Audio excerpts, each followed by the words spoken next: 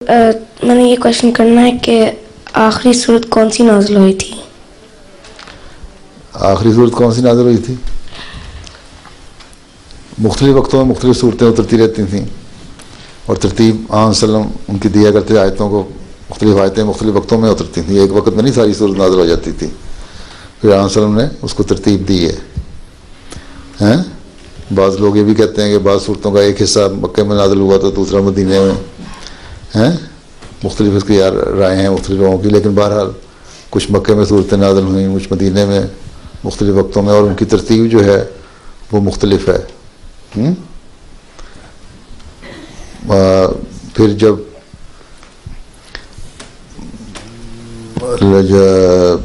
ترتیب جو پھر آن وسلم نے آپ فرمائی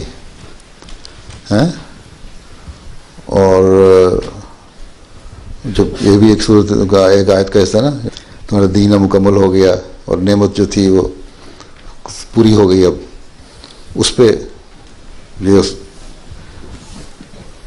اس پہ بعض صحابہ جو تھے جو علم رکھتے تھے، وہ خاص طور پہ حضرت ابوبکر ان کی بھی حالت عجیب غیر ہو گئی کہ اس کا مطلب آن وسلم کا کام ختم ہو گیا، اب تو اب آپ کی وفات کے دن قریب آ رہے ہیں، آپ رو پڑے. تو یہ بھی آیت ہو سکتی ہے، ٹھیک ہے نا. لیکن اس کی ترتیب اگر قرآن میں دیکھو تو بہت پہلے ہے،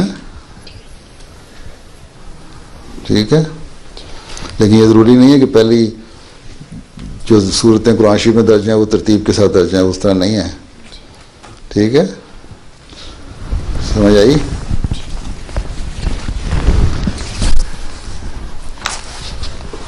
یہ دیکھو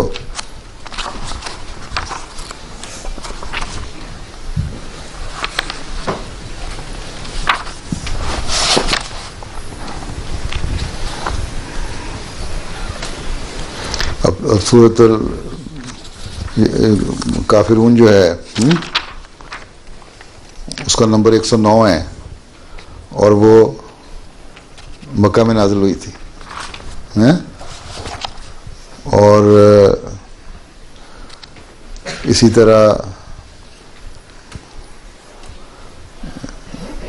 سورۃ ناس جو ہے وہ آخری ہے، وہ مدینہ میں نازل ہوئی تھی، لیکن ضروری نہیں کہ وہ آخری ہو. اسی طرح سورۃ الفلق بھی مدینہ میں ہوئی تھی، لیکن سورہ اخلاص جو ہے وہ مکہ میں نازل ہوئی تھی. ٹھیک. اسی طرح مختلف ترتیبیں ہیں. سورہ نساء چوتھی صورت ہے، وہ مکہ میں نازل ہوئی تھی.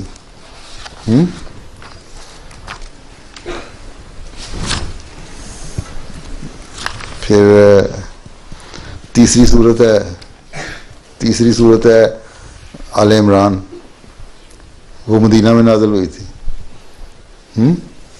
اب نمبر اس کا تیسرا ہے، نازل مدینہ میں ہوئی. پھر اسی طرح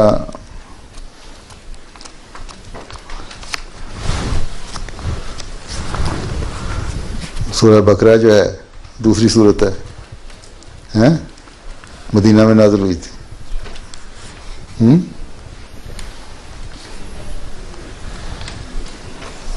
سورہ فاتحہ مکہ کی ہے. تو یہ ترتیب ضروری نہیں ہے جو اس حساب سے ہو. 13 سال قرآن شریف نازل ہوتا رہا مدینہ مکے میں، 10 سال مدینے میں. ٹھیک.